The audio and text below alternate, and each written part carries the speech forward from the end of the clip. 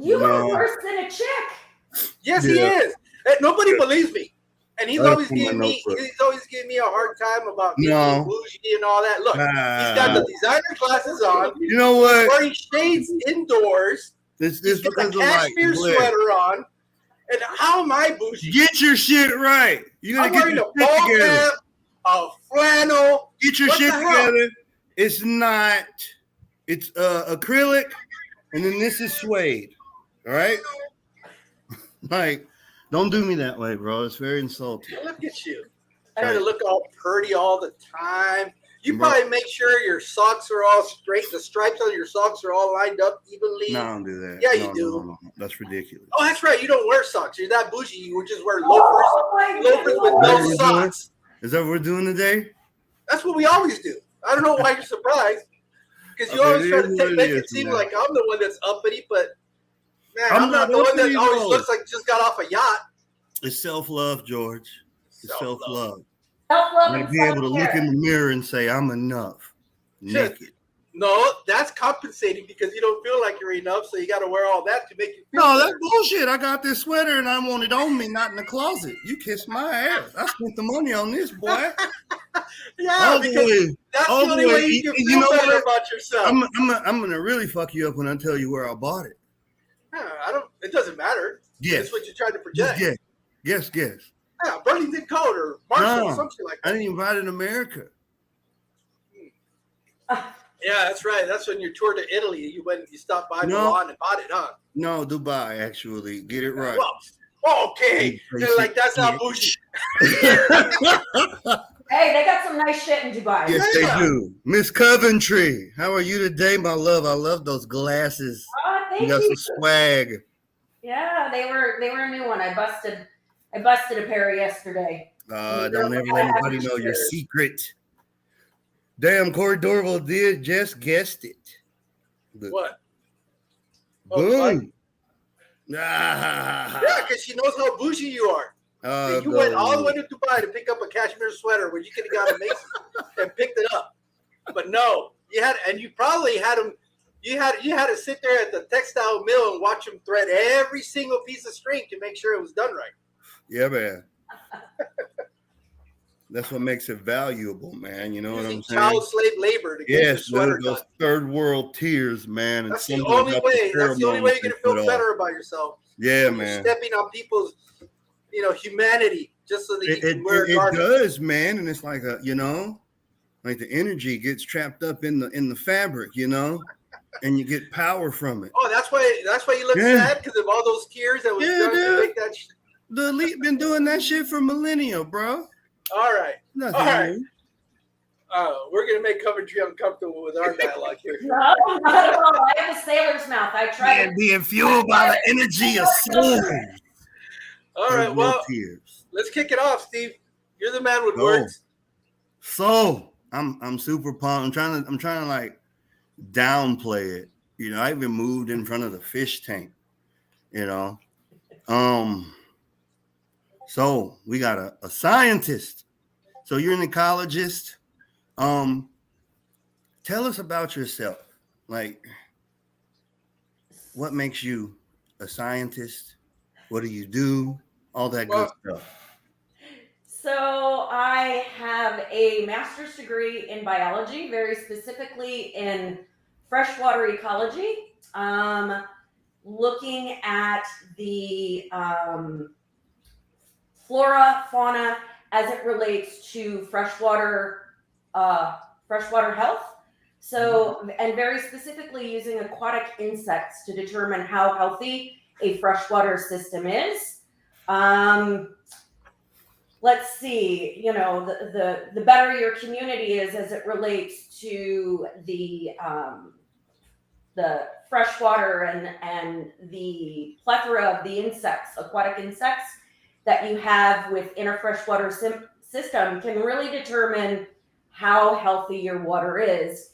And it was part and parcel to, I earned my master's degree from Cal State Long Beach. And we worked with the Santa Ana Water Group for their reporting to the EPA, for their requirements for reporting to the EPA. Mm-hmm. And my research was primarily focused on looking at ways, because the EPA collects a lot of different data as it relates to how healthy a freshwater system is. And they don't use it all, right? So they're looking at dissolved oxygen content. They're looking at leaf litter. They're looking at detritus. They're looking at they basically take so much data that they don't know what to do with it, including electroshocking freshwater systems and doing fish counts, which to me seems very stressful to the fish.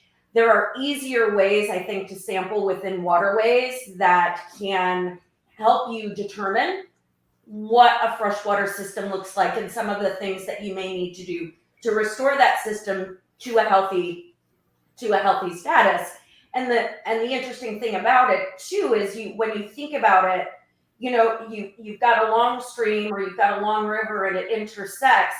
You can't just necessarily restore one part of that stream, right? Because if this is garbage up here and this is garbage down here, ultimately this is going to go back to garbage.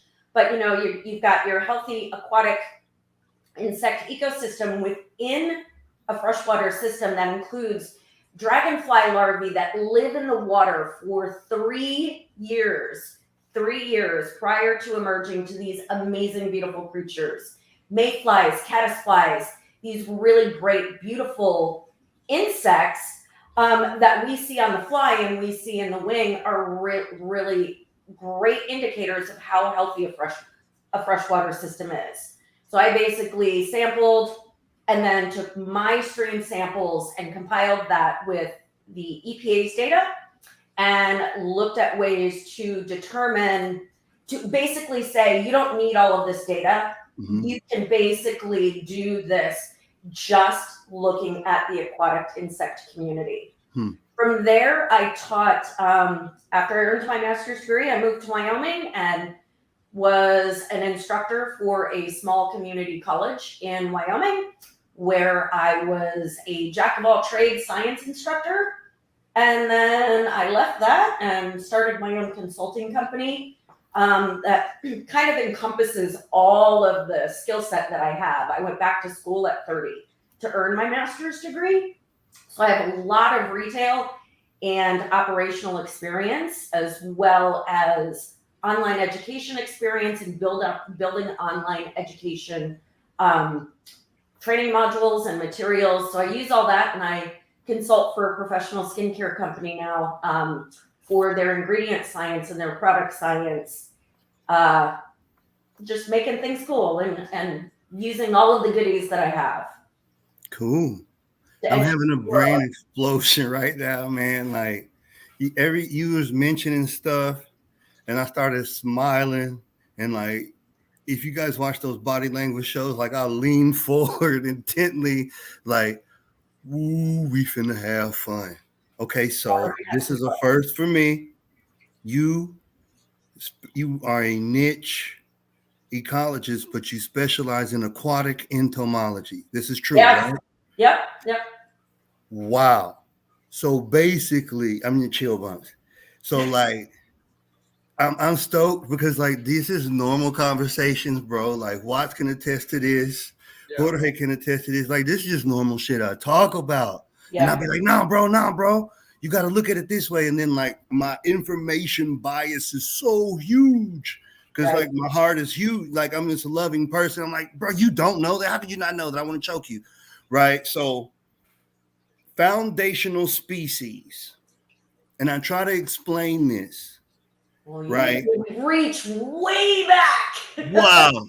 So like being able to understand the health of an ecosystem by literally doing that, understanding. See, because when you know it's supposed to be there, you don't go put poison in it to kill it. You don't, spend thousands of tax dollars trying to eradicate something. You don't bring in the cat to kill the rat, to kill the snake, to do all this ecologically disastrous stuff, and this is applicable to This hobby right here. Yeah, absolutely. It is the meat and the potatoes. If you're a vegan, it's your protein source. You know, it's the driving force in this whole thing. And it's amazing how you can look. It's the analogy of what we do for our fish tanks to scale. Yeah. Can be applicable to our everyday lives. Absolutely. Because at the end of the day, it is about understanding. So like when I get into these long arguments about global warming and the polar bears and all these invisible things, and then talking about being able to read abstracts and look at data and compare and look at the science and say that if the CO2 saturation was like 500% of what it is, like, I don't know, 20, 30,000 years ago and we were in the ice age, what are they? I don't know. And then what do? You educate yourself. That's and you correct. Take emotions out of it so that progression can actually take place. So like I was just jotting stuff down, like the data alone, right? So could you explain like the processes of collecting that data? And because I want you to explain science, and I want to let a scientist explain what science really is. Can you kind of use what you do to tangibly measuring, comparing, just science? That's all. So, okay. So to give you a typical day in the field, what we would do is we would randomly select, let's see, location based on lat longs within the Santa Ana regional community. And so you're talking about from San Bernardino all the way down to Riverside and all of that kind of stuff, right? And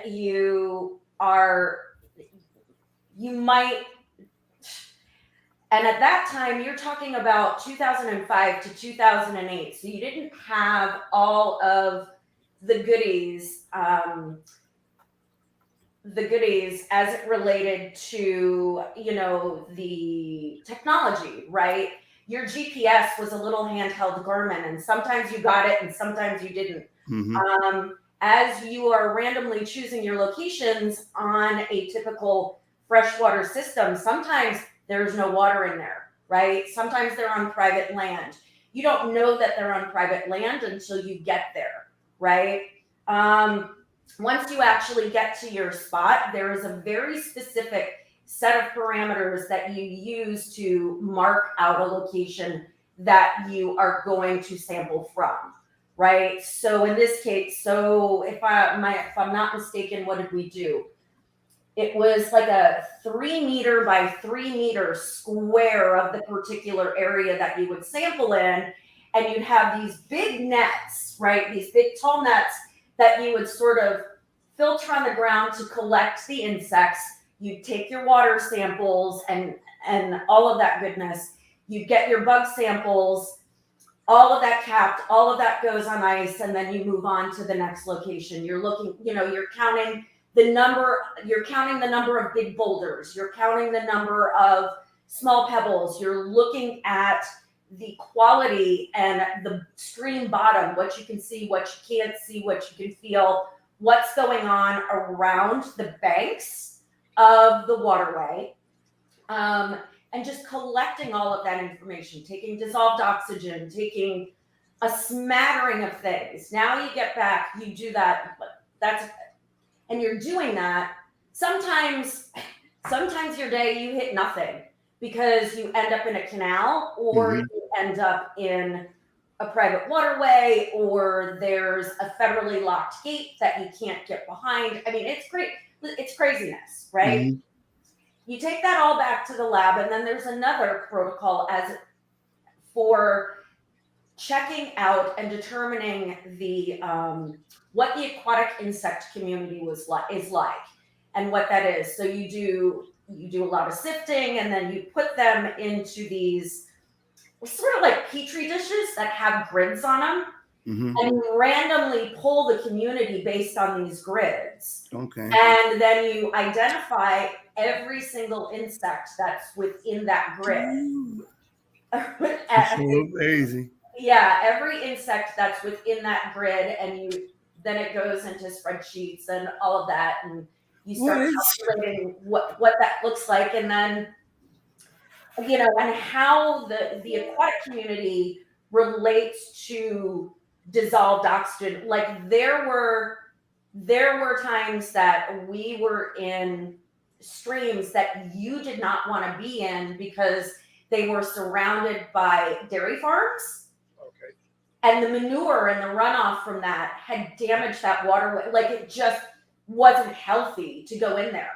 And you knew it wasn't healthy because the minute you dropped your net in to gather your aquatic insects, there was nothing in there but nasty mosquito, gross larvae, huge larvae that can live in anything. They're like the cockroaches of fresh water. So you take that back, you go, you run a whole bunch of statistical tests to look and see what parameters can help you really determine what you really need to determine whether a waterway is healthy and you can move on, or does it need a significant amount of restoration? And Corridora, you have a great question. What's the difference between biology and ecology? So the difference between biology and ecology is, think of biology as something that is generic to life systems, right? So biology can relate to human, it can relate to plants, it can relate to, and think of physiological systems, right? How things grow, how things metabolize. Ecology takes biology one step further, and it really looks at a microcosm or a macrocosm even, where you're looking at how does the plant community affect the animal community, or how does the plant community affect the overall plant community as a whole, or how does the aquatic insect community, because here's something that we can bring back to freshwater and to what we do here in the hobby, is if your aquatic insect community is not healthy, you're not going to have a healthy fish system and lots of beautiful fishes if you don't have the things that they like to eat, right? And they like to eat those aquatic insects. When you think about fly fishing, those caddisflies, the dragonfly larvae, all of the other good things that you make. Matching the hatch. Yeah, the hatches, the mayflies, all of that. So that's kind of a basic difference between biology and ecology. Does that help? I had an information overload, but I just picked up literally on what you're talking about from hearing like 4 words. And that's amazing, because it was going right into talking about the foundational species and stuff. And what I was going to ask you is, and it goes right along the lines with ecology. Okay. And this is what, because I'm rocking with Fishy Biz, the homie, trying to get these kids set up with the whole little thing. And when we started talking about that thing, way before COVID, man, the curriculum and everything. So ecology, fish tanks all day. Biology too, though, because can you explain something to the people, right? Yeah.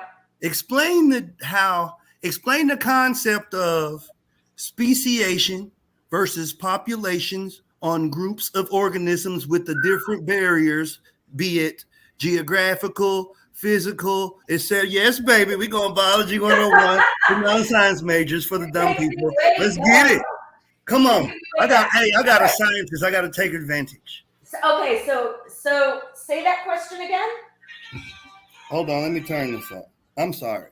So explain the concept of speciation and population based on an organism with the concepts of different reproduction barriers, i.e., is a guppy a guppy? Is because I like to I get into arguments with people because it's like, you don't disrespect my gangster because I don't have no YouTube views. I'll beat your ass. So like, I'm like, just because Roddy Todd Rad Rod got on his YouTube channel and gave something some fancy dance ass name to sell it at Aquashella, it does not taxonomically differentiate it via science from what it is. So when you get the fish police over here just abusing people in chat rooms and groups where they have zero foundational knowledge on the rudimentary understanding of the concept, you can see I'm a little impassioned by that.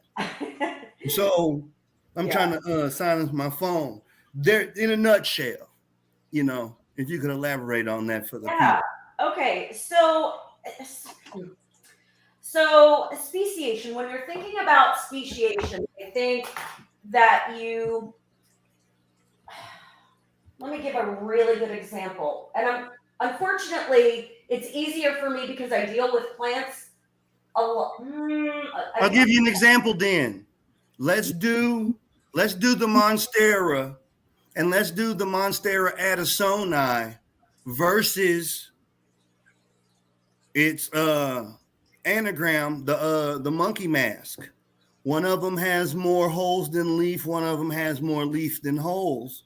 And since they are so close in niche, what are we doing? Who's going to spend the money to do the DNA to see if you have that $100 or that $20 addisoni that you can get at Home Depot? You see what the obliquata. I was having a brain fart. No.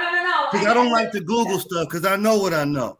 You see, so yeah, you got the Monstera obliquata versus the Monstera addisoni, right? Yep. Everybody got the addisoni. You can get the addisoni at Home Depot, but obliquata, you gonna know because of the price tag. But I think I got one in the backyard. Yeah. Like, so, and I think that's a good one. Yeah.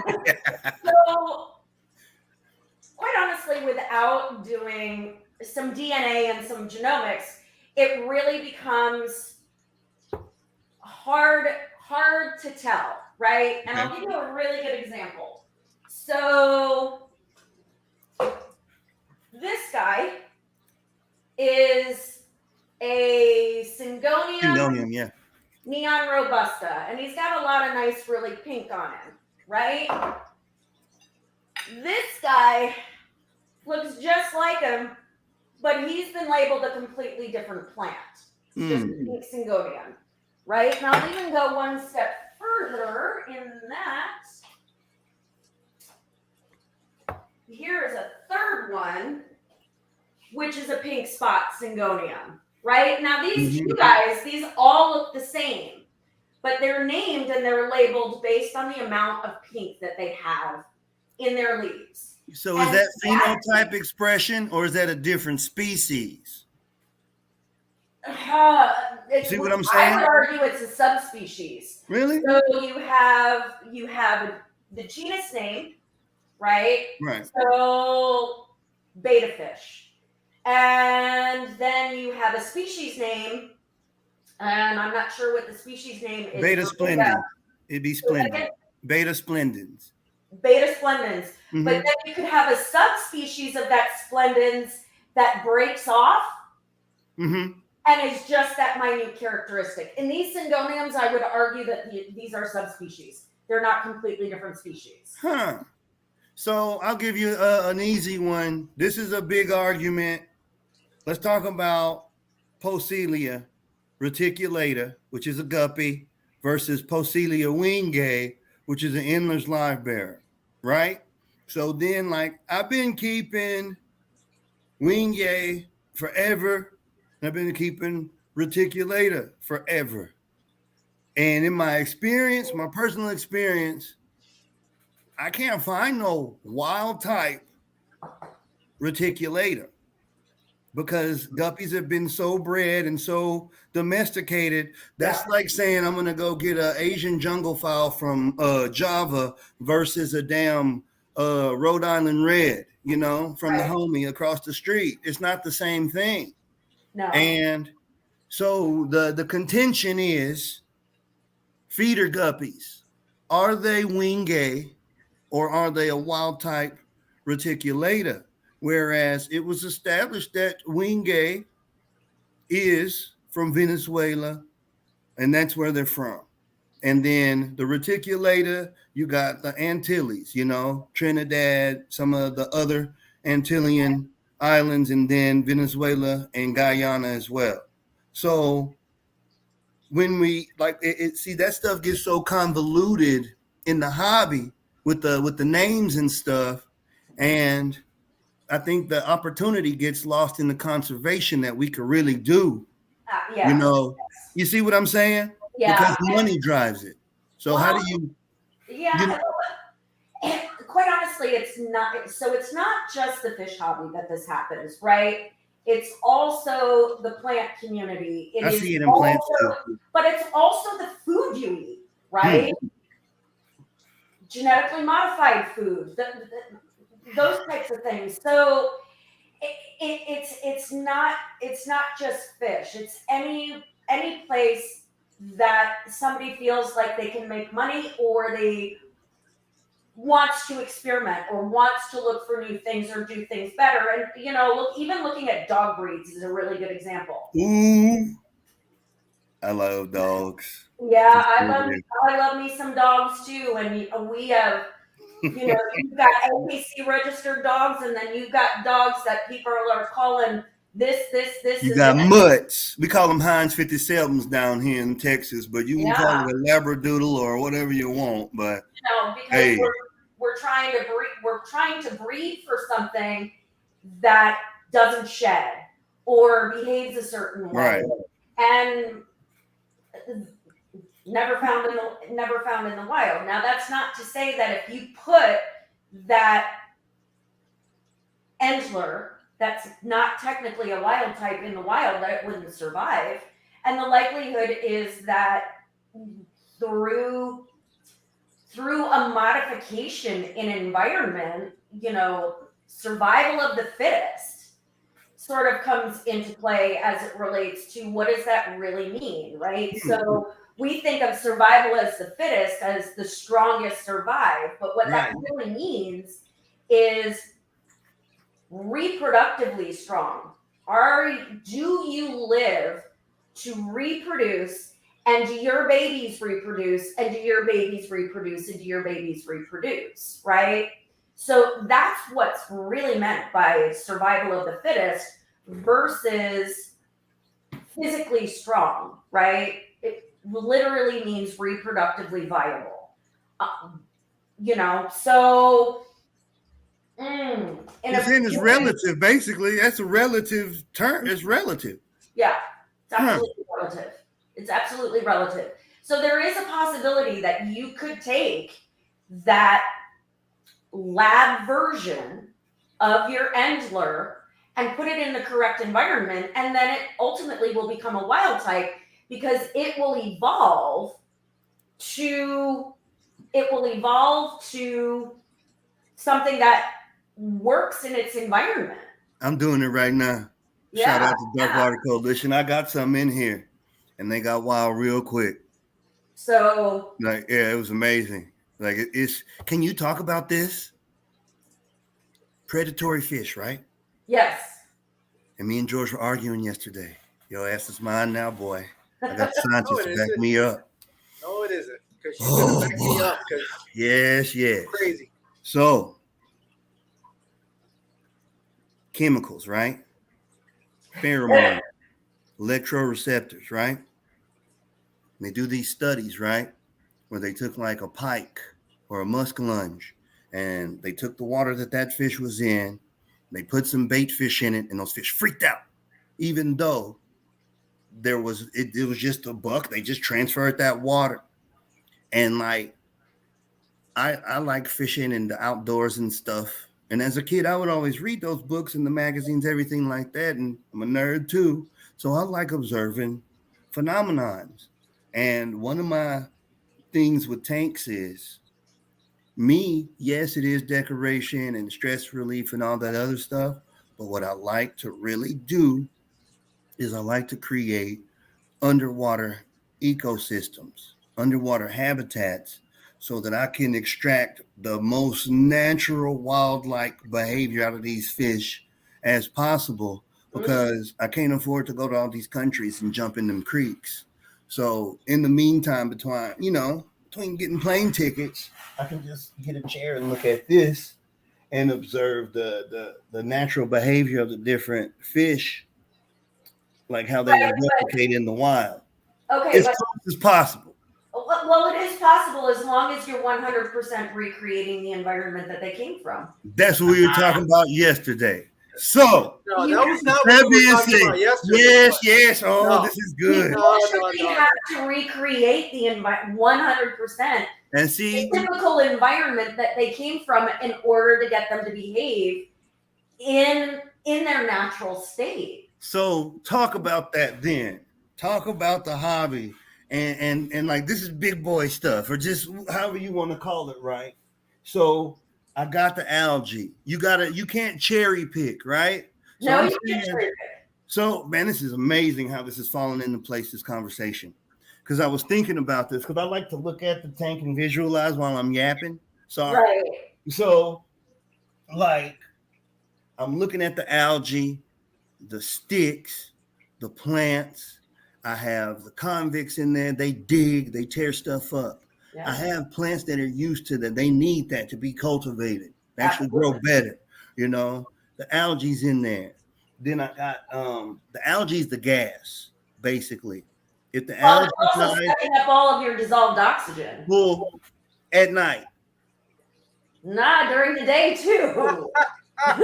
What, the algae? The algae is sucking up your dissolved oxygen that's in your water. And this goes partly to Jesse's question as ecology that's relevant to the aquarium hobby, right?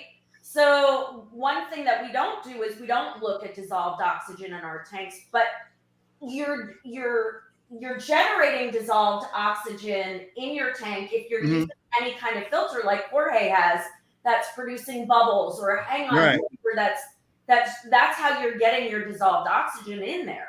But what the algae is doing is sucking out that dissolved oxygen. It's taking it. In a freshwater system, you don't want any algae. Algae is bad. What about with the plants though? An algae bloom is horrible for a freshwater system. Absolutely. Like, so can you explain the difference between a bloom? So is there no sustainable amount of algae that's acceptable in a system? Let me ask this then.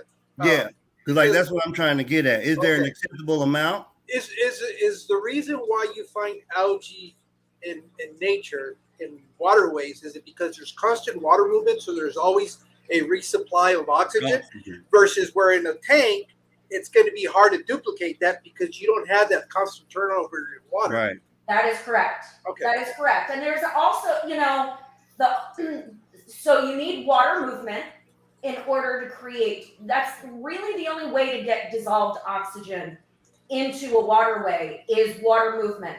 Whether it's a stream moving over rocks, right? So a stream that has no rocks in the bed, or no pebbles or stones and different sized boulders in that, if it's just a sandy bottom, you're not getting any of that dissolved oxygen because there is no movement. There's no bubbles being created that is going to pop and put oxygen into the water. It's one of the reasons that you see salmon and trout go back upstream when they're about to reproduce, and they're sitting under those waterfalls because that's where they're getting most of their oxygen. That's where all of their dissolved oxygen is coming from. It's part of the reason that you'll see your fish in your fish tank hang by the bubbles. When they're hanging by the bubbles, you know something is off. And what that means is that the dissolved oxygen that's in your tank is off. So you need to make an adjustment, whether that be adjusting your filter, cleaning your filter, turning up water flow, right? Those are all of the ecological factors that contribute to how well or poorly your aquarium behaves in your home environment. Because if I took Jorge's beautiful tank behind him and put it behind me, it's not going to behave the same way. Right. It's its own thing. So to me personally, based on my experience in freshwater systems and what I know about freshwater systems, algae is very, very harmful to a freshwater system. Like across the board. As soon as you start, it's now. That's and this. Let me be very clear. This is my opinion based on the knowledge that I have working in freshwater systems in the forest and out there. That's what I was about to ask you, because you said leaf litter earlier. I was letting you explain that because I want to get to a good point, and you can explain this because you specifically do water and bugs entomology. So you talked about leaf litter, and you're talking about the forest and the oxygenated systems, rivers and streams. What I wanted to get you to touch on was ecology and evolution, right? So how, when the leaves decompose in the water and they have the different compounds, the different tannins and phenols, alkaloids, etc., how that actually affects the ionic exchange rate in the water and how it affects the nutrient uptake in plants, i.e., where in a black water system, you really don't see a whole lot of plants growing in the water. They're more in the marginal riparian areas because that water is nutrient deficient. Kind of like if you see a eutrophicated pond, right, in a forest, there's hardly no life in there. You might have newts, salamanders, the bugs, stuff like that, but past that niche, like that critical limit's met. It can't sustain advanced life past that because of that system. So like in this tank, and I did it with another one when I was in Virginia, I did like a Pantanal simulation, like a flooded one, and it was extremely anaerobic, and it was anaerobic on purpose because I wanted to see how these animals evolved to do this. And one of the things you said was amazing is how the fish, they know where to go. Yeah. I mean, it would be like going, remember when you used to could smoke everywhere on earth and you'd be like at the airport or something and all them old people in there smoking their ass off and we in here trying to just gas for air. So you gonna go try to find a little place in the corner and sit your ass down so you can breathe. And the fish do the same. It's the same concept, more or less. So with fish that, go ahead. I'm sorry. Sorry. Keep going. Oh, no, I want to make sure that I come back to the leaf litter. And okay. Well, it's the same thing. It's because of the leaf litter. So you got like the Amazon, right?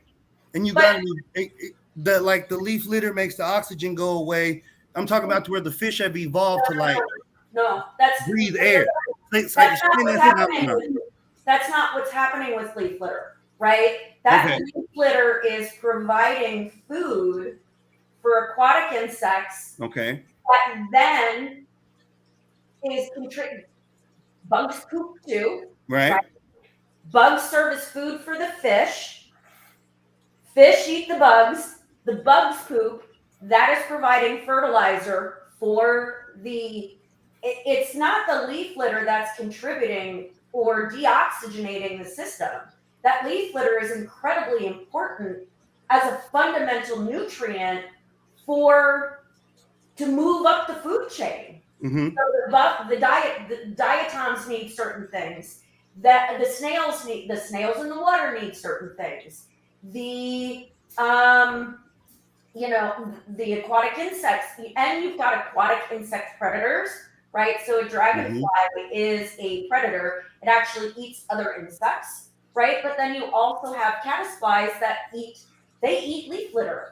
And they need the rocks on the stream bed in order to make their little caddisfly houses. Little tunnels, right? Those are those, right? Their little beautiful caddisfly houses. So it's not the leaf litter necessarily that is contributing to an algae bloom or is sucking out all of the oxygen. Oh, I didn't have any algae in that one. it's dead. Right. Litter is dead. So that's not what's going to contribute to an algae bloom. It's the lack of water movement, increased amount of light, loss of, and going back to the dark system. A lot of things are happening in that dark system because it's an ecological niche that everything that is within that system has evolved to live efficiently and effectively. You take it out of that black water system and it's not going to behave the same way. Right. So and see, I think that's cool. Like, yes, stagnant water. Like how you can create each one of them systems in a tank. Basically, how can we take what this conversation we're having right here and get everybody excited about it and be okay with learning, be okay. So like me, right? I'm tracking so hard, everything. This is amazing. So and I'm tracking cause I'm knowing, right? And it's like you're an alchemist and I'm like, okay, everything is like, go ahead. I'm sorry. So you've got your tank back there, right? Tell me how that tank is set up and what parameters are you looking at as you're going through the experimental process, and where's your control? So I don't have a control. I set it up like a year ago. And it was a dry start. And everybody just like came together on its own. I wanted to I knew I was going to do the leaf litter eventually because I always do botanicals. I knew I was going to try to keep some kind of cichlid with the plant. And I knew I wanted to go filterless eventually. Right. Because I'm amazed by how if you leave it alone, you get all this free stuff. Yes. You get free pet. True. You get all the, and I'm just looking, right? And at first it was going to be like a real fish tank, But it is a real fish tank. No. I mean like a real fish tank, like, I was gonna take care of it, I guess you could say, but like this one I do, trust me, like I could I'll freak out. But yours is a real fish tank just like Jorge's. Yeah, no, but I there's something and this is kind of going back to a while back in the conversation. I guess what, and I think to a certain point Steve was trying to allude, is there a way to be able to set up a tank where you can run it filterlessly, that that you don't have to run any type of filter to be able to have it sustain, forever? Or are you eventually going to be able to, or is that, if you don't have a filter in it, is it eventually going to crash and it's going to kill everything inside of it? Like autopilot. Autopilot. Isn't it Father Fish that has tons of aquariums that don't have filters in? And he's had them for more than 20 years. Yeah, I don't really have no filters. That's not to say that you're not going to have to do some things in the system. Well, yeah, you do. And that's what I'm saying. And that's what I want to do. We're trying to dispel all these misconceptions because you alluded to it's something. Not going to crash. It's not going to crash and burn on you. Yeah, and the reason I ask is because I even though most of my tanks, well, the majority of my tanks are all on air systems, for filtration. I do have a tub that it sits on its own. It doesn't have any filters. It doesn't have a heater. The only thing I do have is a constant light source on it, and for some reason, I don't have an algae problem. But that light is on 24/7 because it's also my ambient light for the fish room at night.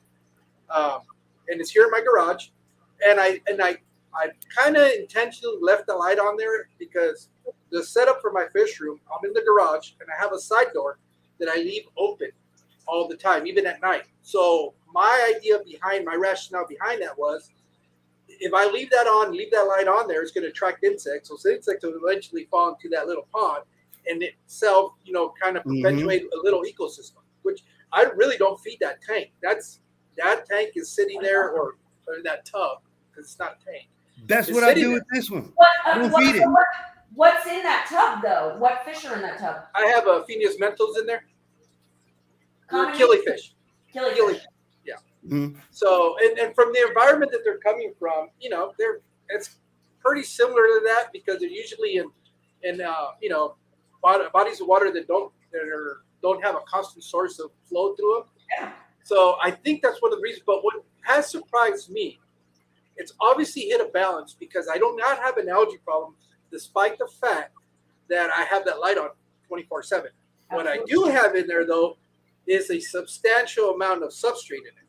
Mhm. And I don't know, because I've heard arguments where that's a no-no, and I've heard arguments that are for, and this is going back to, I've heard Father's Fish argument that that's okay, but I've also heard Dr. Novak's, which is on the total opposite spectrum, saying that you're crazy for doing that. And that's where I kind of get caught in between. And so this tank here was basically a take on both of their philosophies, because as you can see, I have the deep substrate, Yeah. but I made a plenum under that. So I'm running both of those systems in there, and you can see my water is crystal clear. I have no issue. It's stunning. Right. So, here's the thing. Experts don't always agree, even in the peer-reviewed literature. And you can have two of the topmost experts in their field, and they sit on two different sides of the spectrum. Mm-hmm. Their research focuses here. This one, their research focuses here. Where the other one, this one, their research focuses here. And what they have found and what works for them in their conditions, they can repeat it and they can do it. And there's something in particular about what the study, the whole never do that. That's the area that I struggle with, is that never do this, or you shouldn't do this, or you can't do this. Well, you can. And I think Jason from Primetime Aquatics does a really good job of saying, just because it works for me doesn't mean it's going to work for you. And just because it works for you doesn't mean it's going to work for me. In this, normally these two fish don't get along. Normally you need more light for this particular plant. Normally you need this. This is what the literature says. But you've done this experiment. It works for you. It's a healthy system. Your tub is balanced. So something is going right. So what does it matter whose side you sit on if it's working? This is a perfect caveat. And this is for you, Coventry. This is perfect. Keep that energy now. No, don't calm down. Don't do that. Well, you got to get there. Right. Yeah, I know. Help the new hobbyists manage their expectations coming into the hobby versus based on everything you just said, the camps. And my question is this: why? Wait. That's my favorite word. Why don't do that? Go experiment, go find out, go learn. Before we go into that, because that's going to be a whole other conversation. No, and it's not bad. I'm looking forward to that. But my question is this. It's a real simple question. So it is possible to set up a basic ecosystem in your aquariums. And the reason I'm asking that is because just recently I had to leave for several days without having to feed my fish. Even though I knew they were going to be okay, there were certain tanks that I had a little bit of a concern just because they were bigger fish, and I thought something might happen. But fortunately, I was gone for 7 days, able to come back. Everything was fine. I didn't lose anything anywhere. So is this something, is there a specific set of ingredients that you need to have to be able to have that success? Not necessarily. Not necessarily, because you could literally have that same tank in a different spot in the room and it's going to behave differently because it got a little bit more light, or it got a little bit more of this, or it got a little bit less of this. And here's the thing. We worry too much. Boom. We're making the assumption that we did something wrong and that's why our fish died. This is fucking amazing. This is amazing. I mean, it's like caring for kids and pets, and you didn't necessarily do anything wrong. fish was Boom, when you got it. bro. You sound like us. Fry and a baby from an egg, you have no idea how old that fish is. And you can't even necessarily tell how old a fish is based on its size. Yep. That's generic, right? I have an angel fish that flipping is blowing my mind and he's still growing. And I've had him for 2.5 years. And when I got him, he was massive already. What? Yeah, it could be a crazy genetic glitch, you know? But yes, you can't. But you know he's too much, right? Right. I do the same thing. Unfortunately, I am in a position where I have a beta in a 2.5 gallon bowl that has no filtration, and I get worried about him because Miles, my other beta fish, is sitting in this really nice, beautiful 6.5 gallon tank, and he's got the filtration, and he's got the light, and he's got this. But my fish that's on my desk, with all of the things that we're told the beta fish is supposed to have with the heater, is sucking wind. Like, he's had fin rot. He can't breathe. He gets stubborn. My beta fish in my bowl, who's got pothos roots growing on him, is living his absolute best life. Yeah.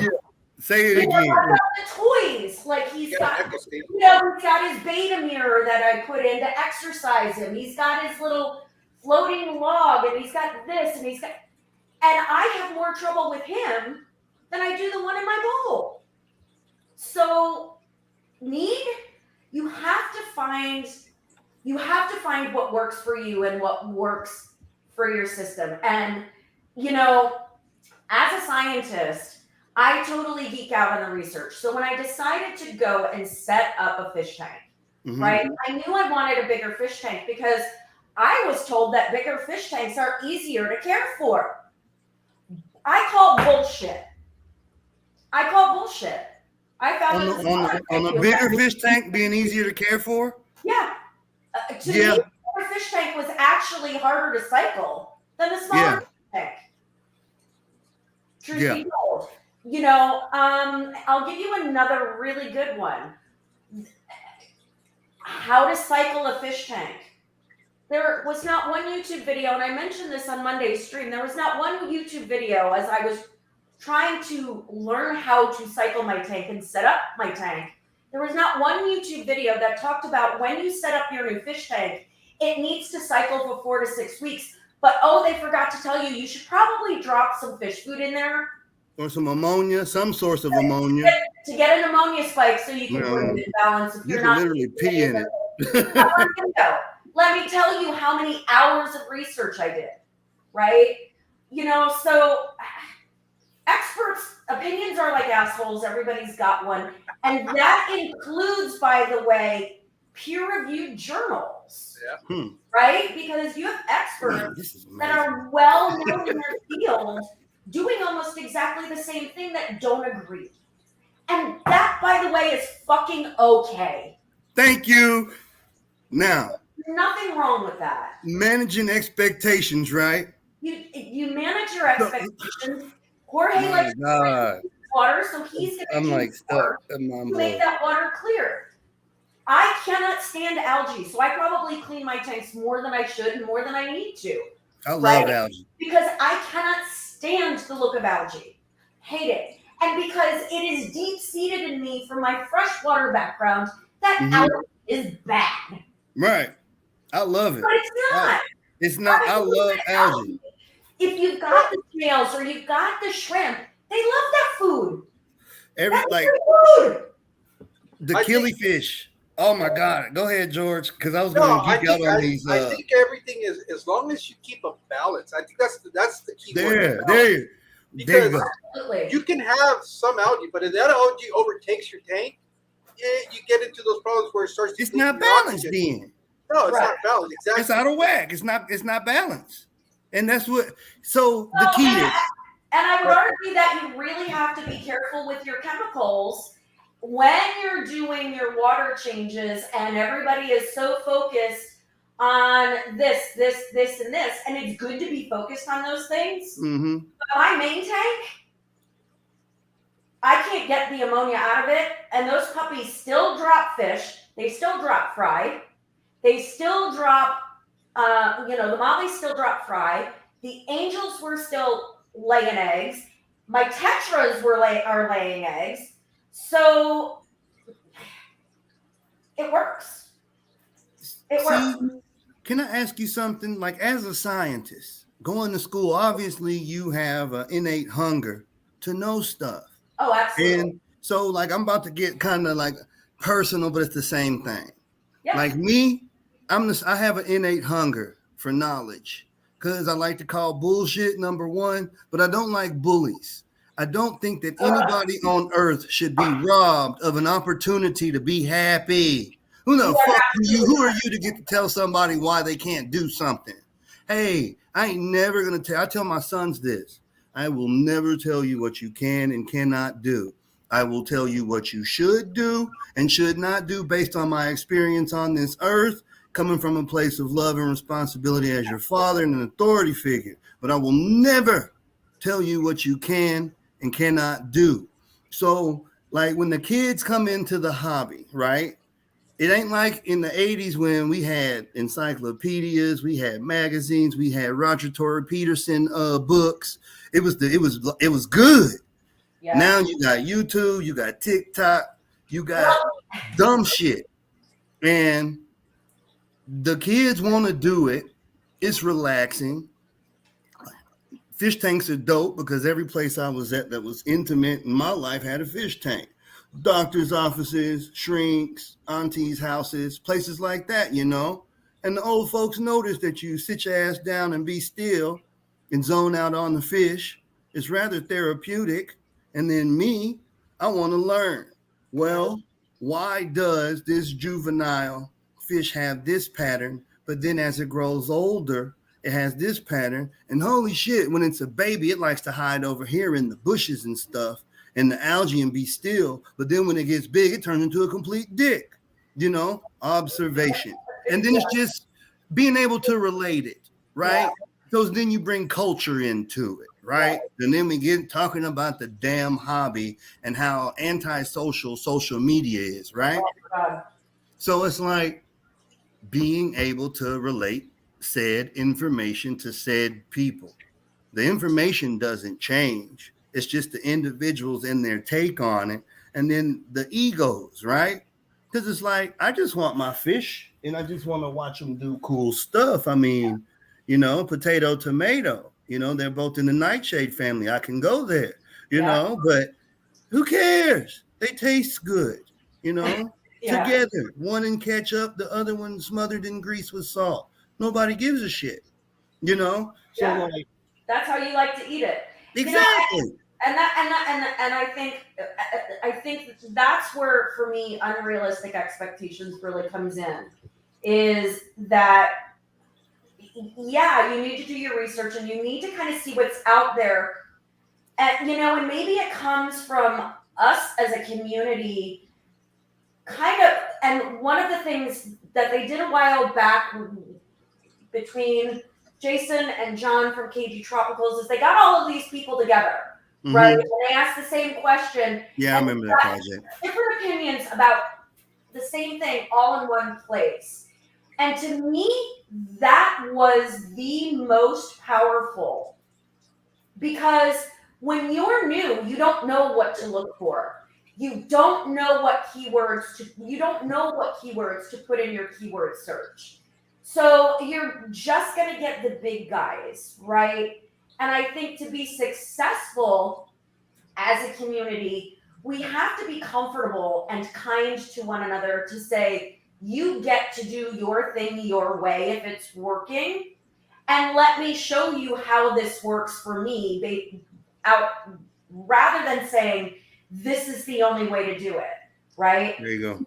The other thing, too, to me that sets up the unrealistic expectation as a newbie is you're seeing YouTube channels that have a gazillion tanks. And basically, if you don't have multi-tank syndrome, you're an asshole. You're not Yeah. really in a hobby.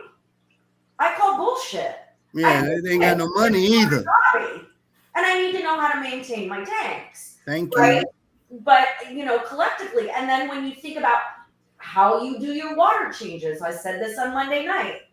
I am 4'11", weigh 100 pounds.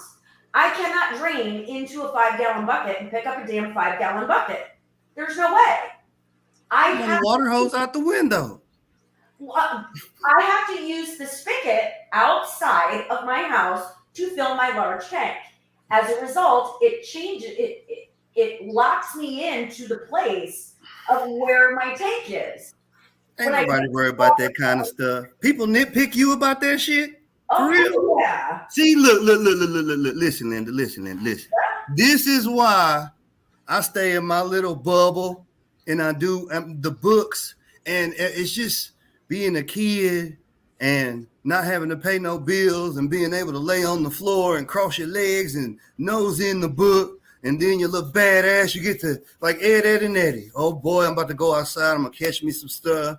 So I'm about to lay it down. And I don't want that to ever leave.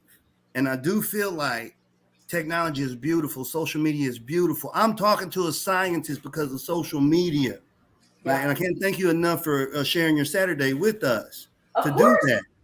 And so it's good, but we have a responsibility as OG hobbyists. I've killed a lot of fish, but I also have learned that animals are tough as shit. Old Navy saying from the CBs, it's tougher than woodpecker lips. And woodpeckers got some tough ass lips. And from looking at this tank, and not to shy away from your previous question, I'll get into it. So my experiment, now that it is an experiment, what I did was I did the whole plenum thing. So it's got a lot of rock base. Then I stratified it. It's got aqua soil, sand, it's stratified. And I put the wood in there. I used green wood from, I'm telling my secrets. I love y'all. Y'all, this is very, I love y'all. I gotta share it. You need to share. Look. So if you're a plant person and you know how to propagate, all I did was play. I just played, man. Yeah. Anybody that grew up in the 80s and 90s and was around some doobies in the fish tank, no, we finna try to grow some shit in the fish tank, whatever it may be. I know how to do it. It don't matter if it's tomato plant, whatever. All right, now, so I knew they was gonna bump, and I wanted it so bad. I wanted to have that forest in my house, and I wanted to do like half water, and I basically got them to bump is what I call it. So the branches started sprouting leaves, but I killed it and they didn't root. It's all about air, just like what you said. Oxygen is so important. I wanted to see if I could get them to root. They didn't root. I drowned them. So I fully flooded it. Duckweed took over the whole thing. I eradicated duckweed with the blackout. That started the whole ammonia algae bloom chain reaction. Because I removed as much as I could, and then I let the rest make this moam layer, and it's just about gone. And that's what started the algae. It's taken a long time for the algae to go in here, but I finally got it. It's somewhat blooming because I just added the guppies and the Endler's live bears. And what I have to remind people is there's no filter on here. So just like you said, there's no movement either. Yeah. Even if I put just a pump in here, just that water movement is going to help with the surface agitation and the gas exchange, and it's going to balance it out a little more better. And then you can talk to the kids about the different bacteria, nitrifying and denitrifying, the oxygenating, like the cycle. Wow. And like, how do we build that back into the hobby? How do we teach them? You can go to Walmart and spend $20. I think that you have to have people that are willing to step out of the box and take a couple punches like Drew. Like, dude, that's what I was thinking of Drew when you said his name. Like that's his project. Like all of you are really sort of trying to really step up to the plate and say, bust the myths, right? Break down that social media barrier that bullies need to go away. What you OG people, what you did OG doesn't necessarily work now. How you speak OG doesn't necessarily work now, especially when you're trying to bring in a younger generation. Exactly. Right? You've got to think about the things that make them tick. And Drew points it out very well. He uses a very specific words. He calls it, what is it? Edutainment, right? Edutainment. He's teaching these kids without letting them know that he's teaching, right? But he's also providing them a very safe place to fail, because you learn when you fail, right? That's right. Some things have to die in order to learn what works and what doesn't. And that's okay. And be okay with that, right? Just because your fish died, again, doesn't mean you did anything wrong. It could have been old. It's a living thing. It has a shelf life. Duh. Absolutely. And see, that's my information bias for being country. You know, growing up in the country, living out there in the summer, living in the city, in Houston streets, just seeing stuff. You have to understand it's a living thing. Is they croak. And then what you just said is very, very key, right?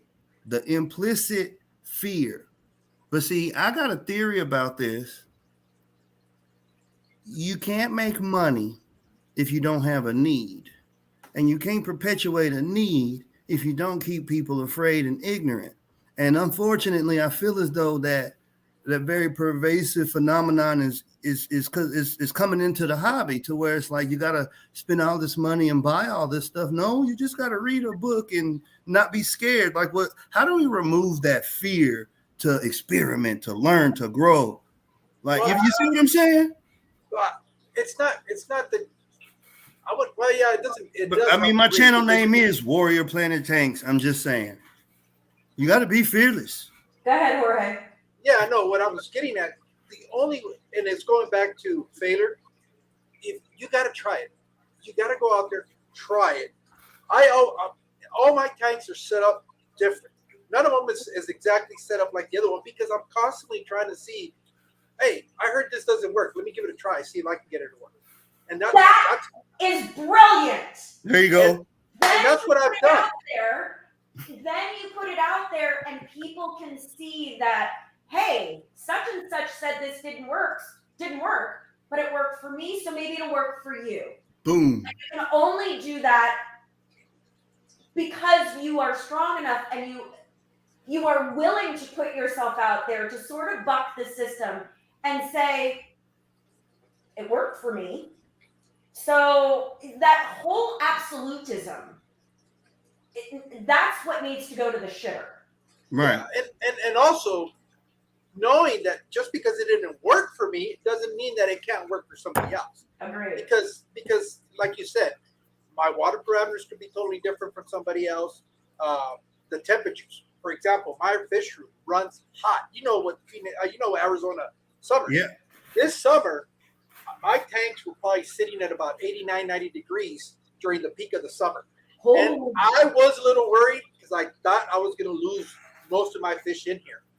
Wow. I still have most of them. And I don't know if that extreme weather is kind of changing the way they're going to react now for other summers to come, and the new fish that are being born are becoming more tolerant. I think it does. Do you think? I think it does. You hit it. It's genetic. You hit it. I think it does. That is it. If evolution is a thing, I'm not trying to argue, but the process we understand to be evolving, growth, right? Changing. You got to get in where you fit in. I say it's stuff that normal people can understand. Get in where you fit in, right? Like, obviously, it's hot as hell. So let's just be ready. Plants. You do plants, right, Coventry? So, and I explain this. People is always saying, You can't keep cichlids with plants. And then here go my country common sense ass. Well, how in the fuck do they live with plants in the wild then? Well, it's big and they got room and stuff. Okay, cool. But again, how do they live with? So guess what?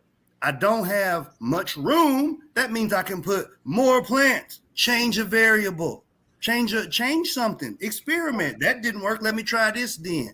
They can't fuck up all the plants. Let me put a lot. So the convict, right? What would be the type of plant?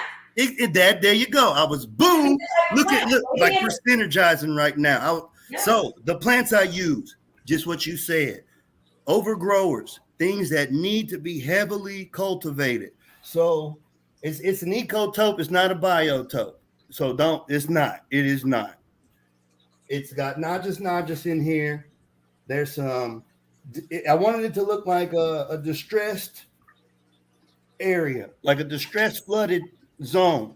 I love that it looks like a forest. It looks like a system that is on a forest floor. Like, and that's what's beautiful about that tank. I absolutely love that tank. Like it's doing it. Everybody's like, the convicts did, like, this is what I'm doing, right? I'm an artist, right? I'm using them. I want them to dig. I need those pits. I need them to trim up that guppy grass. I got big hands. I can't pluck it out of these sticks, cracks, and crevices like that convict can. And and I can't make house like he can. Yeah. You know? And why in the hell do I want to say I want my shit to look like it's wild, but it don't? It's random. It looks like nature. It's impartial. It just is. It ain't good. It ain't bad. It ain't right. It ain't wrong. It just is. And that's what I want. This is my whole thing now, right? Because I got out of the military, and when I had to load up all my aquariums with my kids and go through that whole thing in the pandemic, you let go. And that's like, I'm just letting go. I've done it. I know how to keep them alive. I know how to do husbandry, blah, blah, blah. Now I'm just letting go. And since I've been able to do that, it is more rewarding. And I am able to go outside the box. Who said you can't do that? Or you can't have a tank with no filter on it. You got to do this, and this, and put a little cinnamon in it and 2 drops of vanilla. Like, bro, come on, bro. Who told you that?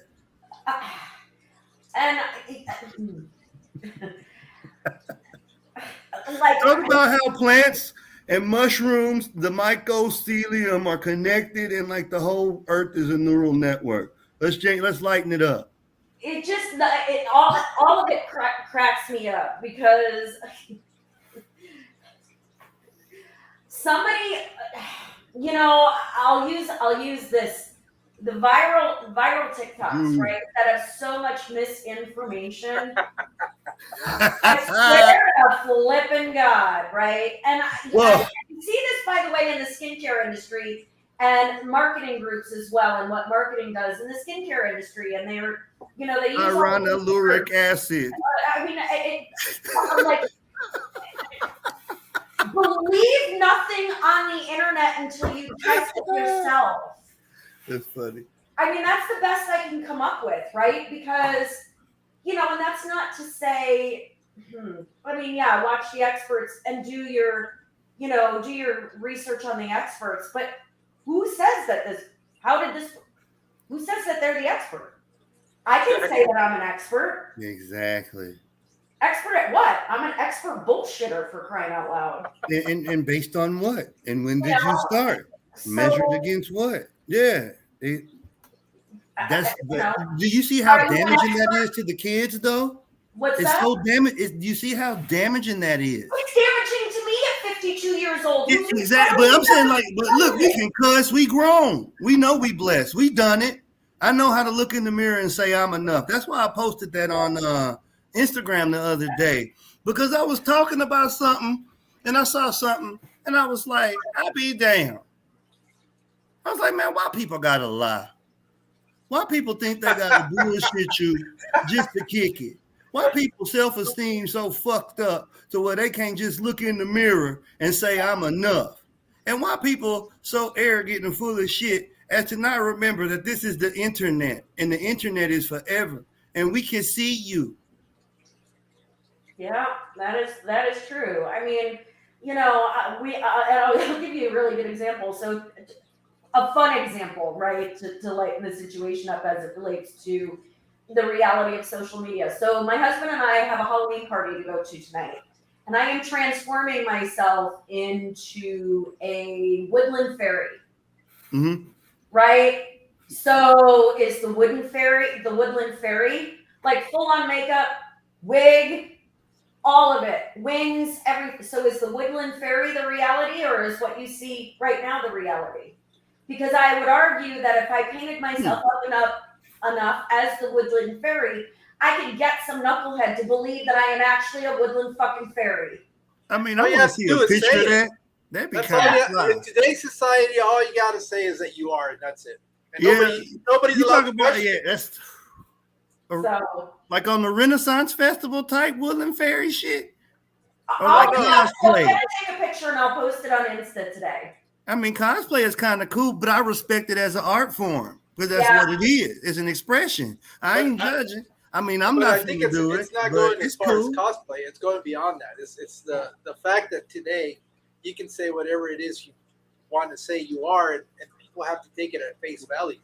And even though you know the reality of what you're seeing and what you know and your experiences are telling you, they're not valid. Right. And that's where that's going. Yeah. Well, that's like a societal thing. We live in a euphemistic society.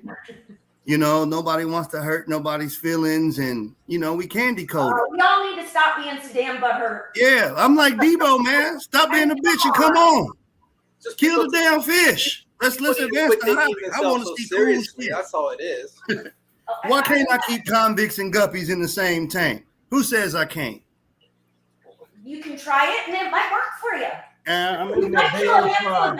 I'm looking at Dale Frog right now. Might become crazy aliens and gang up and kill the convict. You never. They already punking them, and it's a natural behavior. I'm watching them do the waggle dance and it's amazing. I already know. So, I'm trying to get everybody else hip so they can enjoy it too. Like, stop letting these dicks rob you guys of your opportunities to enjoy anything. I mean. Yeah, you know, and it's not fair. I really think you have to find the thing that works for you. And I would argue that as the young one, the noobs, because I'm not going to call them young kids, right? Because I came into the hobby at 51. I'm 52 years old. Came into the hobby at about 51. So and maintaining more than one tank, right? Mm-hmm. And I think really the place that you need to start with is when you're setting up your tank and when you're thinking about setting up a tank, is find the fish that you want to have first. Find that fish that you cannot live without, right? Versus saying, I'm going to set up a 36-gallon or a 39-gallon community tank, and these are the only tank mates that are good with this guys and this guys and this guys. I think you need to start with that. Start with the fish that you like and backtrack from there. Because the fish that you like is going to determine how big the fish tank you start with, what else you can kind of put in there, you know. But for me, if I had to do it over, my community tank isn't necessarily the fish that I really wanted. It was the fish that the internet told me would work well together. That's not to say that I don't love my fish tank, but I think if I had started with my favorite fish or the one that drew me in the most and worked backwards, I think I might have been a bit more successful initially. Can you tell us what that fish is, please? Well, it is what is that little colorful ram that's really hard to keep that always gets ick? The German blue or the Bolivian? The No, Bolivian it's is bulletproof. Yeah. The Bolivian is bulletproof, so it's the other one. Yeah, it's the German. It's The all German blue. colorful and cute. And Yeah, it's the you German. don't see 'em on Yeah, the those internet, they all look Microgephagus remerizi. That's Yeah. him. Beautiful. Yeah, You got good taste. yeah. And Yeah, no, but that's a good one there. yeah, but going back to what Coventry was saying, I think it's very important if you're coming into the hobby to really, really do your due diligence and research. Absolutely. Because as much as I would like to have had an arowana when I came in, and I'm not saying that's what I wanted, but Right. understanding what the requirements are going to be to be able to keep it as a full-grown, animal, that would probably make me go, okay. As much as I want that, I know I don't have the volume of water that it's going to require to be able to provide it the right environment. Or if you make the mistake of buying pacus because they look like little tiny piranhas, and that's when you see them at the store, they're always tiny, and within a month they've already outgrown whatever tank it is you have. Yeah. So that's where, regardless of what it is you want, you still have to do some research, Absolutely. and you have to be totally honest with your situation, because not everybody can afford to be able to have a 1,000-gallon tank and be able to sustain those fish. So it's just you got to again understand your expectations. But And I know your limits, right? I physically cannot make, as much as I want another tank, I physically cannot maintain another tank with all of the other things that I do in a day. I just can't. I just can't. so when you said something real cool, then like amongst everything, you was basically saying let YouTube and social media tell it. If you ain't got no damn fish room at like 6 racks deep, you're an asshole. And it's crazy because that was the first blaringly obvious thing to me when I discovered that there was a niche in YouTube for fish tanks. I was like, it's hoarding. It's obsessive compulsion. And then I was like, why in the hell would you want to have a pet store? Like, why would you want a bunch of mediocre tanks with piss poor fish instead of having like 1 or 2 badass ones, right? Because when you get to those barriers, right? Yeah. The fish you want, so the ram, and then you got to look at the water parameters for the ram, and then you do the research, and that takes energy and time, but it's honing you, it's sharpening you, and it's broadening your horizons, right? So it don't become a limitation or a boundary. It becomes a gift because you can transpose all that shit you learned to keep a ram alive across the board. And then you can find out that a light is just a light, and that That's color a good temperature one. is just color temperature. And it don't matter if you're growing a plant in a fish tank or in a flower pot. Refractionary properties are just those. Water exacerbates that. Do the math, read a book, and save your money, right? And then enjoy it, right? Because it's like, haha, I did that, And well, it's a, what is that word? Self-love, like a gratification, like you pat yourself on the back. Yeah, there you go. And how do you you put that to the people of, I know all these fish share similar properties. Then I research it. It's not a boundary no more. Well, I can't have an arowana, and it's only because I don't have enough money to buy a house to, build him a big ass enclosure. But once I do, boom. And you start managing your expectations, but you don't be eviscerated on some chat room because you got some internet gangster over here, bullying a little girl because she's got a Walmart goldfish in a 20 long. There's nothing wrong with that. Pisses me off because the reality is those gold. I keep tricking you. I'm so sorry. You agreed to this. This is a great show. Beta breeders. Yes. Some of those betas are kept in half-gallon containers. Yeah, Some I'm are guilty. kept in jars like. Yeah, I'm guilty. But you are going to tell me I am fucked up if my Yes. have a 5-gallon tank and a minimum 5-gallon tank and a heater and a filter? Cause he don't got a cool name. He don't got a cool name. He don't got samurai. You know, if you put stickers on a car, you get more horsepower. It's basically do as I say, not as I do. So you can keep buying shit from me. It's terrible. And I'm a stubborn old chick, and I've been a stubborn old chick since, and not stubborn old chick, but I've been a stubborn chick and a very independent and vocal chick my whole life. I was always the why girl in my family. I do not, for the most part, I really don't have a filter. I'm going to tell you what I think.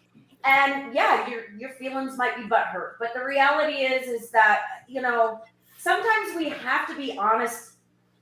In order to be honest with others, you have to be honest with yourself. And being honest with yourself is really doing some introspection and saying, like, I literally stood in the pet store the other day because I saw this really cool corner tank.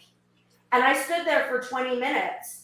And it was all I could do not to walk away, not to walk out the store without this tank until I backed up and said, one, you don't have a location for a corner fish tank that's going to work. Two, do you really have more time to maintain another tank? Three, what the fuck fish are you going to put in there? Exactly. So now you're in a whole nother new rabbit hole because it's only a certain size and you know this big, the fish that you really want gets to be this big. So do you compromise what you have, right? You know, and I've got a little 9-gallon that's just filled with a bunch of molly fry that came out of the big tank and a tetra that I found in the bucket that I drain into for my water. And I'll tell you what, right now, that's damn near one of my favorite flipping tanks. Just watching all of these babies grow. There you go. Here's the other thing.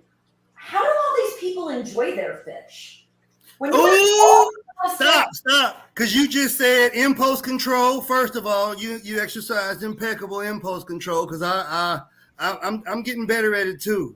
And then do you have a chair in your shit? How do you wash the tanks? How in the hell are you putting all these tanks up here sideways and shit? Like, what's the point? And then it's like, when's the last time you got into some deep tank watching? So when it takes me 6 months to put out a YouTube video, leave me the fuck alone. I'm trying to get y'all some tank watching recorded. It takes a little while, you know? Well, and I'll tell you what, a time-lapse video on that tank behind you over a 6-month It's period, coming. It's going to be flipping badass. It's coming. I'm pissed off because it corrupted. It corrupted on the editing software, but it's okay. I called Joe. I was pissed, but it's okay. It's coming. I got some morbid shit in there too, but it's all. I went to the cemetery. Spoiler alert. But it happens though. Why do you have a fish tank? Like even the ones in the garage, they're in maintenance mode. They're in straight up neglect mode.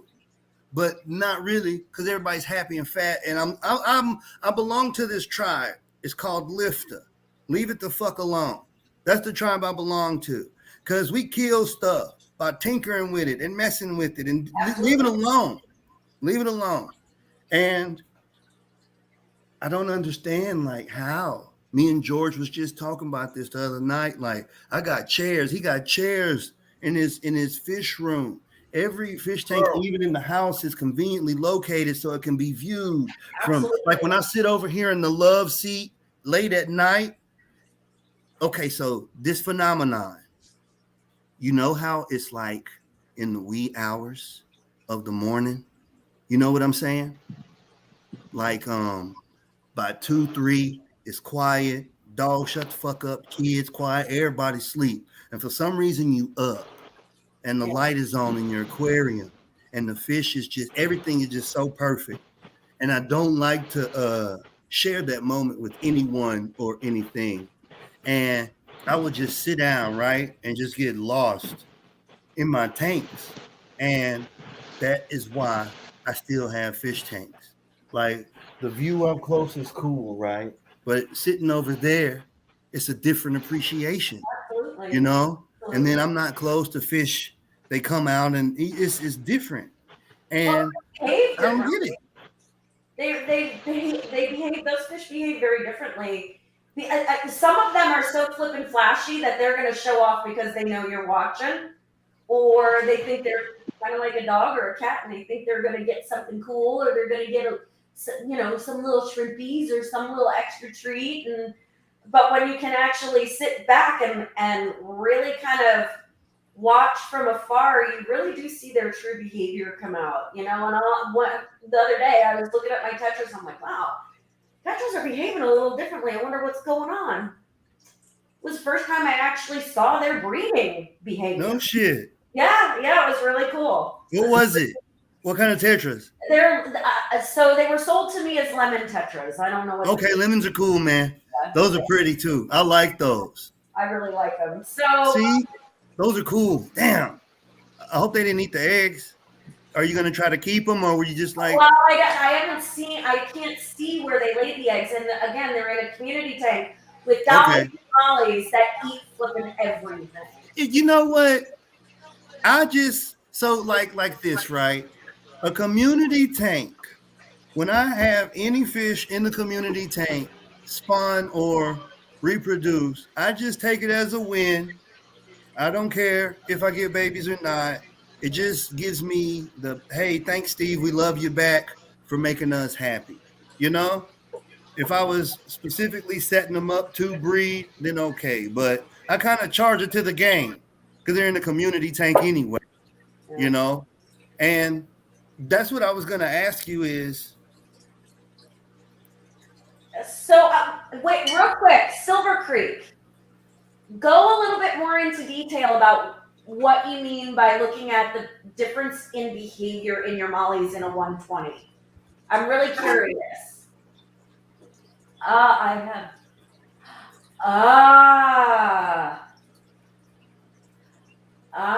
Got it. Oh, okay. Cool. I want to check that out. Thank you. What kind of plants you got in there growing under the pink light? That's a cool trick. Playing with that pink magenta spectrum on grow lights. Oh, yeah. Okay, yeah, because you've got a tank that's large enough for them to actually school. That's badass. That is badass. That is chef's kiss. The fact that you have the ability to do that is badass. What would you call that in the hobby? How do we get these things trendy, right? So I'm going to go on TikTok. So say I'm going to reach out to the kids. I'm going to do a video for the kids for Drew's program, and I'm going to explain this Igapo Eco Bowl. I'm going to explain how the neon tetras have evolved to live in a oxygen-reduced environment. I'm going to explain how the floating plants fill a niche.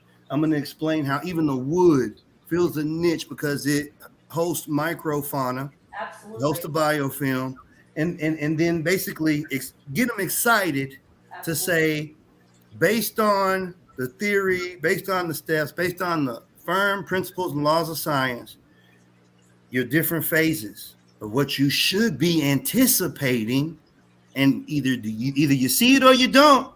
And science is driven by one question and why?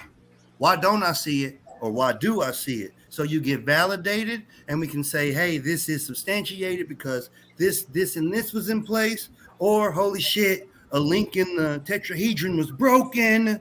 Let's figure out which one. We get to go buy some more shit. Boom. And how do we interject that into the hobby and get them happy? I'm going to be honest.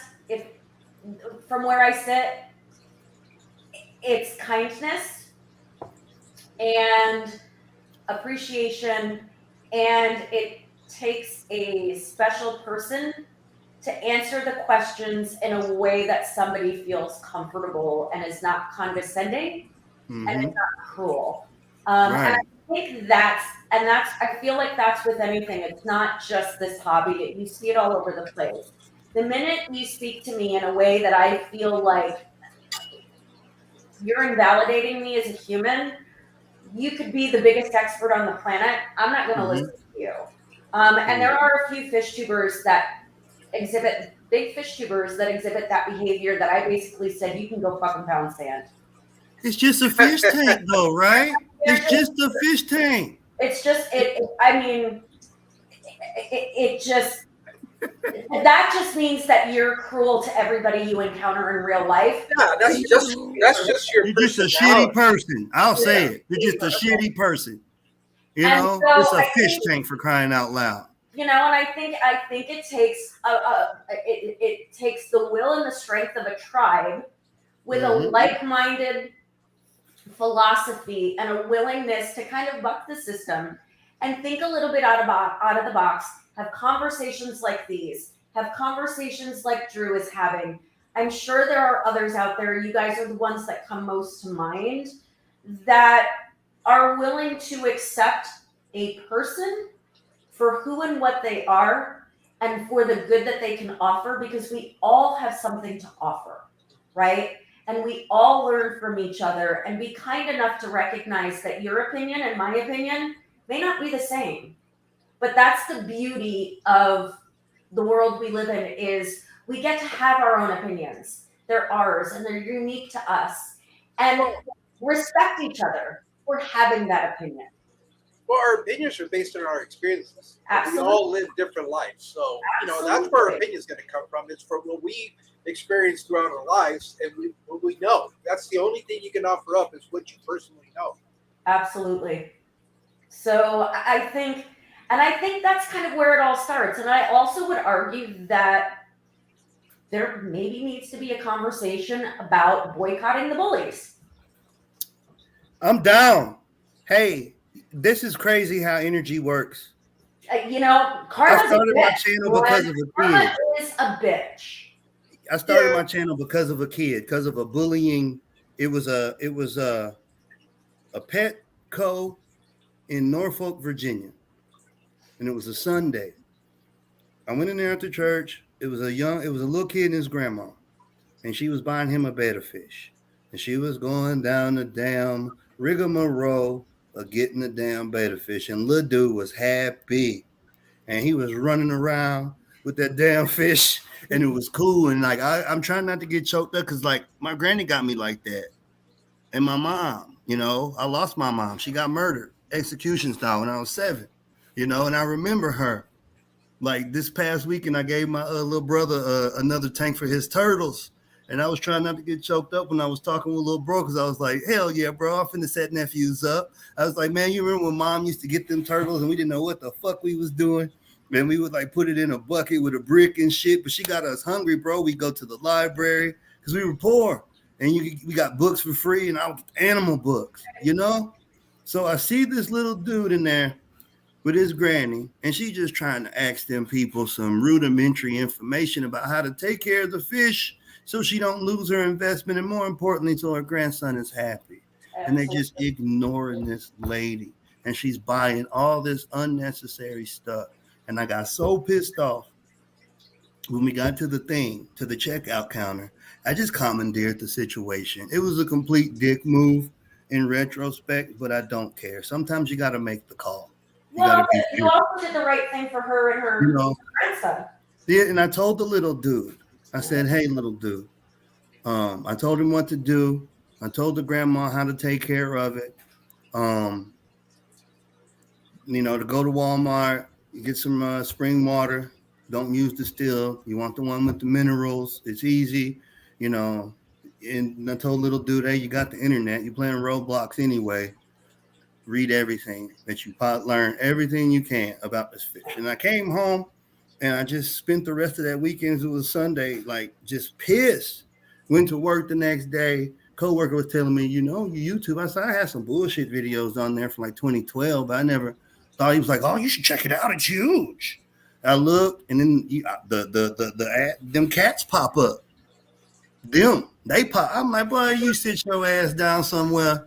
And I started my channel, and it's because of what you just said. Bullies, man. Like, what the hell is wrong with you, bruh? It's kids out here. it's people out here that really have poor impulse control. They're not strong like you to where they can walk away from a 45 corner tank knowing they got shit to put in it and shit. And then everybody not blessed. Some people don't know how it feel to walk in the store and not buy something. Right. They don't know what it feels like. That I am a very impulsive shopper. So it took everything I had to step away from that tank. And then think about 4 kids. Yeah. So You know? I don't mean to interrupt, but No, I've gotta run here pretty quickly, and I know Jorge had one last thing that he had something else he wanted to say. Oh, no. I was just what I was going to get at. I understand the concept of boycotting all these, the misinformation out there. But honestly, here's the truth. That is kind of the gateway to get into the other videos. Yes. So as much as I don't agree with some of the stuff they do, I know that was the way when I was getting back into the hobby and doing fish tube. That was I didn't realize, like Steve said, that this was so big. And by viewing them, it kind of linked me to other people. Okay, I guess maybe let boycott in the sense of you're not watching them because they provide good information. But when they have something for you to purchase, you don't purchase it. You don't hit the like or dislike button to show engagement. You can watch it without having an effect on their growth, so to speak. So I think that the boycotting is not just, hey, I'm not going to watch you. It's not making sure, but doing things to, you're watched, but I'm not going to promote your engagement so that you're coming up on somebody's, explore page or this page. And I'm not going to purchase anything from you because you're mean. You're just mean. Yeah. Mm-hmm. Can I add something to that boycott thing? By boycott, I mean things like that, because it is how you learn. And quite honestly, I did learn a lot from those bullies, right? I really did. I learned there were some things that I learned to do and other things that I learned not to do or how to do them better. Absolutely 100%. But in the same token, when they had something to sell me, go pound sand. You don't get my money. How do you go about doing the bullying thing and the boycotting thing, right? To where, because first you got to be able, we got to get to where we can hold them accountable and call out the bullshit first. You see what I'm saying? And then it's like, without being messy and tacky, tactfully, because it is kids. And people always get on to me about my profanity. And then I'll say, well, I'm an articulate, educated individual. And when I pass away, if the last thing that you can say about me is I was a loquacious individual that used copious amounts of profanity, but I would give you the shirt off my back in the snow. I would give you the shoes off my feet. I had a heart bigger than Alpha Centauri. That's okay. I talk too much and I cuss. Who gives a shit? Do you see what children are watching on the internet today? Ooh. Have you seen where we are in our paradigm as a society? Yeah. And you're worried about me using profanity while I'm trying to enrich these youth and give them something tangible that they can use to not only understand the environment and the world around them, but can teach them impulse control. It can teach them mutable skills to be a responsible, productive human being, a part of the human ecosystem and human social environment. So I'm doing something. You see? But I actually think that is a bigger conversation. That is a whole stream on its own, quite honestly. Because we could turn, we could be sitting up here on a live stream, we're all getting together, and I wipe this whiteboard down and we start thinking about realistic solutions that are ways to combat, that are good ways to combat what's out there in the real world and what that means. And yes, I am showing you this because this is a personal growth. You done had this whiteboard in here the whole time. Yeah. And we could have went ham. You could have been up there drawing, on the Weather Channel. I didn't even think. Well, I didn't think. Oh my God! You got to come back now. I didn't think about it till just now. But You gonna draw a square with some little arrows in it and ooh. Yeah, boy. It really is a bigger that's a bigger conversation. All right. And yeah. And just to surmise it, I think at the end of the day, it's our own responsibility. Absolutely. To be that person that you want people to, we can take the higher road and actually be the example that we want people to follow as far as, not running, not criticizing people for mistakes they've made. On the contrary, encourage them that this is a learning environment, and part of the learning is you're going to fail. That's the only way you're going to learn is through failures, because if you don't fail, you don't learn anything.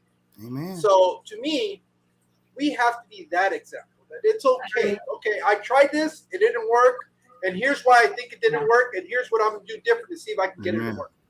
And it's, that's all what it really boils down to. I and be willing to put that out there and get the initial criticism, because somebody's going to come at you. The Lord knows it. Not everybody's got tough skin like that. So, at any rate, unfortunately, I have to run. Yeah. I thoroughly enjoyed myself. I love being here. I hope you guys were happy to have me. And you have no idea. You have no idea. This is amazing. The chat enjoyed themselves, and I want to thank the chat, and I want to thank the mods and all of the lovelies that have come to join us today and to sit with me again, because I'm starting, as I go through this, to really see a lot of the same people, which is really nice. And just love how you guys are really interacting with each other, even in the chat, just watching the chat and watching the kind of side conversation that's going on based on what we're talking about and how your learnings come into this. So I'm really looking forward to going back and looking at this, rewatching this and really watching it, to take a look at the comments, to sort of and get a good look at the comments and the conversation that went there as well, because I think that's a really great conversational piece. I just think it's y'all got a really great community going on, and I'm really proud to be a part of it, and that you consider me. So thank you. Nothing to it. This is amazing. Well, we really appreciate the fact that you took on a weekend the time to be here with us. So thank you very much for that. We definitely would like to have you on and carry on with different conversations. Absolutely. Because, this is something that we can, there's just an infinite amount of stuff that we can talk about. So we appreciate you being here with us. It won't be the last time you're here with us. Hopefully not. Allow us to have you on again. Oh, absolutely. I'd love to. You guys have a great rest of your day, your weekend. Mad love to you guys. Have a great rest of your day. Bye-bye. Well, sir. That was cool, man. I like to see, for the people that are still here with us. That was amazing. Is this something that you found interesting? Is this something you'd like to see more of? Because Steve and I are still learning. This is, like you guys have seen, this is only our 11th episode. And we understand what most of the streams are out there. We're trying to find our own niche. We're trying to have these conversations that we don't see being had on other streams. And my hope is that we're finding a stride with you guys, and you guys are truly enjoying this. Even though sometimes we get off topic from the hobby, but at the end of the day, it's still related to the hobby, whether it's through personal growth or whether it's through learning new techniques of fish keeping. And every time we try to bring somebody on, we're trying to get to find something out a little bit different that we can learn from them. So, it really would be beneficial to us to know if this is something that we want to continue to do and go down this route, or maybe we need to find something else that we need to do. But, again, and the reason I bring that up is because at the end of the day, this is for you guys. We could have these conversations on our own, and it'll be fine for us. But we want to know if you guys have enjoyment of these conversations, and if these are some of the conversations that you like to see being had. Anything you want to add, Steve? No, man. Like, this is what we're doing. Coventry said the community's awesome, and it is really something to it. And we trying to find that niche and make Fish Plants Emos that place to have that community, give that community a chance to commune and showcase itself. Like, who else talking to a scientist about the stuff we just covered in the last, short little while here? So I thought it was amazing. Hopefully she'll come back and use the whiteboard so we can nerd out. It's a lot, bro. Yeah. Like, dude, it's a lot. Like, having somebody that is passionate like that, and then they're a scientist already. That's why I'm in college now, bro. You got to get letters behind your name so you can be more impactful. That's just the truth of it. I want to ask something, because I know this is kind of doesn't go with what I usually do, and I don't petition anything from anybody, because at the end of the day, if you want to roll with me, but because I feel there's a lot to be had from this conversation in particular that we had today. If you guys could just share it, let people know through conversations whether this is something that is worthwhile coming to spend a little bit of time with, and help us out, because if it is, we like to see it grow. And the only way we're going to be able to bring on some of these guests that are interested in that aspect is if we can get this channel to grow a little bit more, so that people know they're not wasting their time coming here. And that's really it. That's the only reason I'm asking that. And I normally, if you go to my channel, you'll never see me ask for anything, because I don't feel the need to. I mean, if you want to hang out, you'll hang out. If you don't, that's fine too. But with that, I don't know, unless Steve has something else to add, I think we'll call it a day. Nah, bro. Share it out, like you said, man, and let people know that we're here.